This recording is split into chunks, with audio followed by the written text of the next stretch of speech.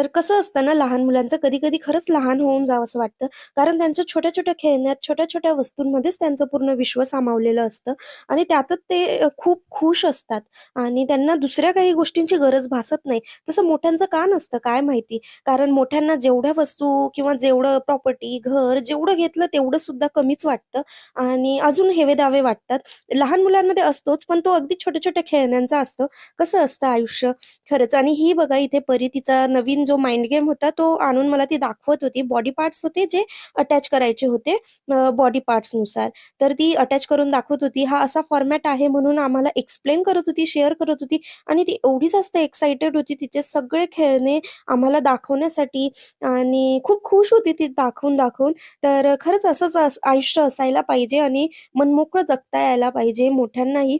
तर त्यानंतर आम्ही दुसऱ्या दिवशी मी मम्मीकडे आले, तेव्हा इथे बघा हे मंदिर होतं आशापुरी मातेचं.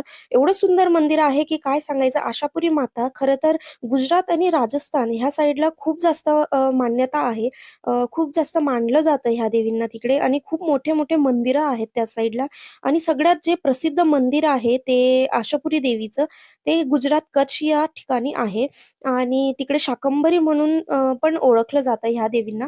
तर मस्त मोठा हॉल आहे आणि मंदिरही खूप सुंदर आहे ह्या देवीचं. इथे बघा देवीचं त्रिशूल वगैरे त्यांनी बनवलेलं खूप आहे. साऱ्या जुन्या मंदिराच्या आणि बॅक लहानपणीच्या आठवणी जोडल्या गेलेल्या आहेत ह्या मंदिरासोबत.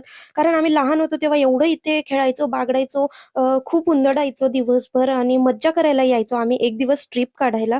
म्हणजे जेव्हा संडे असला तर ह्या दिवशी त्या दिवशी इथे येणं पक्कंच असायचं आणि आता खूप डेव्हलप झालं आहे. लग्न समारंभ आणि मोठे-मोठे कार्यक्रम इथे पार पाडले जातात. खूप डेव्हलप झालेलं आहे आणि बघा इथे बाहेरचा जो व्ह्यू आहे किती सुंदर आहे. पूर्ण शेती वगैरे आहे आणि तिथे हे आणि मंदिर मस्त बनवलेलं निवांत आहे. दर्शन पण झालं. तर इथून पुढचा जो पार्ट आहे तो पुढे कंटिन्यू करूयात.